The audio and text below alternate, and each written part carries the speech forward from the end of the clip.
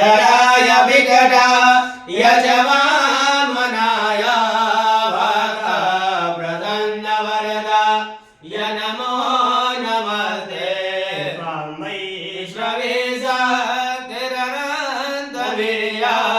विश्वस्य बीजा परमाशिमाय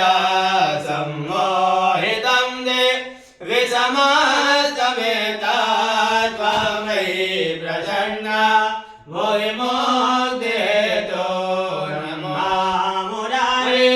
त्रिपुरान्तकारि भानो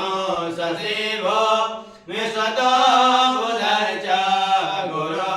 च शुक्र शनिराहु केतवः ग्रहशान्तिकरा भवन्तु या श्री स्वयं सुकृतिनां भवने स्वलक्ष्मी पापद्वयं विदधिया हृदये स्वबोधे श्रद्धा सदां कुलजनाः प्रभवा